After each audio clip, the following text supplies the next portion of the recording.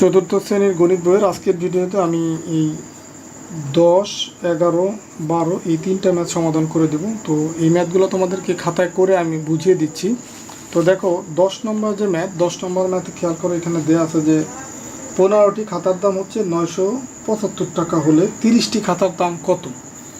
তো যেহেতু খাতার দাম বের করতে বলছে, তাহলে আমরা এই খাতার দামটা হচ্ছে ডান পাশে রাখবো। তো প্রথম লাইনে যেটা দেওয়া আছে সেটা আগে লিখবো যে এই 15টি খাতার দাম সমান কত, 975 টাকা। এটা হচ্ছে 15টি খাতার দাম। তো এখন আমাকে 30টি খাতার দাম বের করতে হবে। তো 30টি খাতার দাম যদি বের করতে হয়, তো আগে আমাকে একের সাপেক্ষে এই মানটা বের করতে হবে যে এই 15টি খাতার দাম যেহেতু 975 টাকা, সুতরাং একটি খাতার দাম কম হবে না আরও।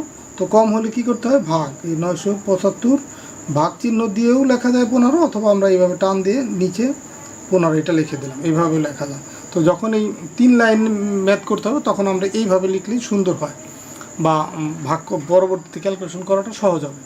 তো দেখো, তাহলে 975 ভাগ হচ্ছে 15, এটা হচ্ছে একটি খাতার দাম। তো এখন বের করতে বলতে কয়টা, 30টি খাতার দাম। সুতরাং 30টি খাতার দাম কী হবে, আবার একটি খাতার যে দাম 30টি খাতার দাম তার চেয়ে বেশি হবে। তার মানে এখন আবার এই 30 হচ্ছে গুণ করব, 975 গুণ হচ্ছে 30। আর গুণ সবসময় এই উপরের যে মান বা লবের যে মান সেটার সাথে গুণ করতে হয়।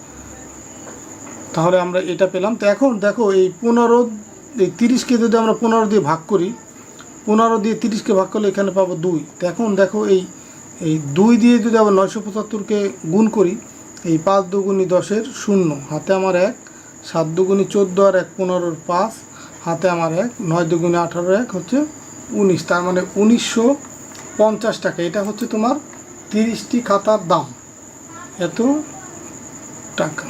তো এখন এখানে লিখে দিবা যে 30টি খাতার দাম, 30টি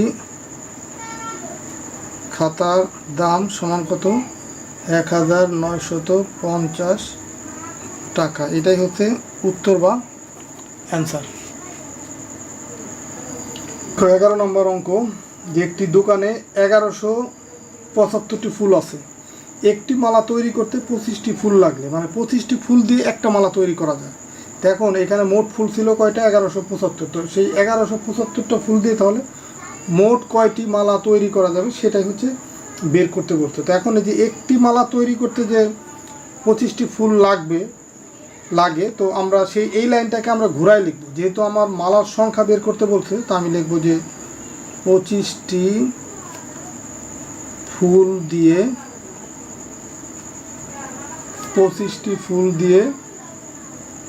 মালা তৈরি করা যায়।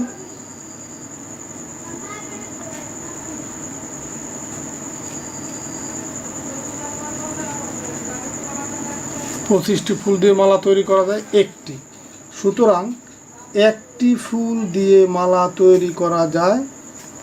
আরও কম হবে, কম হলে কি, ভাগ, 1/25 এতটি।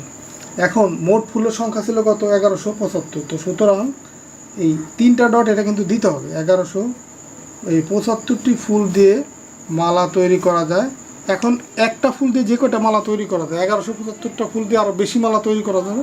তার মানে এই 1175 এই মানের সাথে গুণ হবে। তো 1 গুণ হচ্ছে 1175, নিচে কত, 25, এতটি মালা। তার মানে এই 1 দিয়ে যদি 1175কে গুণ করি, 1175ই পাবো। এই 1175কে আমরা 25 দিয়ে ভাগ করব, 1175।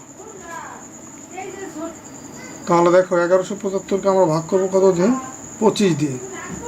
তো 25 হচ্ছে এই 11-র ভিতরে যায় না, তার মানে এর সাথে আর একটা অঙ্ক মিলাবো। 117-র ভিতরে 25 যায় হচ্ছে 4 বার, 4 25 হয় 100। তো 117 থেকে 100 যদি বিয়োগ করি, তাহলে পাবো এখানে 17। আর এই 5 এখানে নামা আসলে 175। 175-র ভিতরে 25 দেয় 7 বার, এই 5 7 35-এর 5, হাতে আমার 3, 7 দুগুণে 14 আর 3 হচ্ছে 17। তার মানে 175 থেকে 175 বিয়োগ করলে 0। এই ভাগফল কত পেলাম, 47। তার মানে এইটুকু হচ্ছে তোমার রাফ করলাম। এটা 1175টি ফুল দিয়ে মালা তৈরি করা যাবে কয়টি, এই 47টি মালা তৈরি করা যাবে, 47টি। এটাই হচ্ছে কিন্তু উত্তর। বা তুমি একটু লিখে দিতে পারো যে মালা তৈরি করা যাবে 47টি, তারপরে উত্তর লিখতে পারো। তো এর পরের অঙ্কটা দেখো, এখানে একটা গল্প তৈরি করতে বলছে যে নিচের গাণিতিক বাক্যের জন্য একটি গল্প তৈরি করো।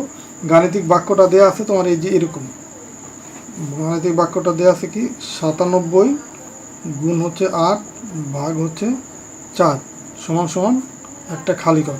তো এইখানে এই গাণিতিক বাক্যটা আমরা তৈরি করে দিচ্ছি। তো এটা তোমরা বিভিন্নভাবে করতে পারো তোমাদের, তবে একটু আমি একটা তৈরি করে দিচ্ছি। এই আমারটা দেখার পরে তোমরা একটা ধারণা পাবো, দেন তোমরা চাইলে আমারটাও পরীক্ষায় যদি এরকম আসে দিতে পারো, অথবা তোমরা তোমাদের মতো করে ভিন্নভাবে সাজাতে পারো। দেখো এই গল্পটা তুমি এইভাবে সাজাতে পারো যে একটি লিচু বাগানে 8টি গাছের প্রত্যেকটা থেকে 97টা করে লিচু সংগ্রহ করা হয়। তো দেখো এখানে এই যে মানের এই যে মান আছে, এই মানের সাপেক্ষে কিন্তু আমি এটা লিখছি।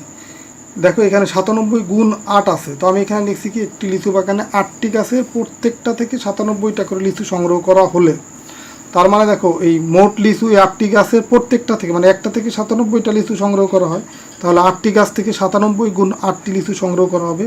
এবং এরপরে যেহেতু ভাগ আছে 4, তো এরপরে লিখলাম যে এবং পরে 4 জনের মধ্যে সমানভাবে ভাগ করা হলে প্রত্যেকে কয়টি করে লিচু পাবে। তো এইখানে যে মান আছে সেই মানের সাপেক্ষে আমরা কিন্তু এরকম গল্প সাজাতে পারি। তো তোমরা এই তোমাদের মতো করে লিচুর পরিবর্তে অন্য কিছু দিয়ে সাজাতে পারো, বা তোমাদের মতো করে ভিন্নভাবে এটা চিন্তা করতে পারো। তো এটা হচ্ছে আমি একটা সমাধান দিলাম, তোমরা চাইলে এটাও দিতে পারো। তো ঠিক আছে, সবাই ভালো থাকো, সুস্থ থাকো। আজকের ভিডিওতে তাহলে এই 66 পৃষ্ঠার যে ম্যাথ ছিল, শেষের যে 3টা 10, 11, 12 সেগুলো সমাধান করে দিলাম। তো আশা করি প্রত্যেকটা ম্যাথই তোমরা বুঝতে পারছো। তো ঠিক আছে, সবাই ভালো থাকো, সুস্থ থাকো। পরের ভিডিওতে আমরা 67 পৃষ্ঠা থেকে আলোচনা শুরু করবো। আল্লাহ হাফেজ।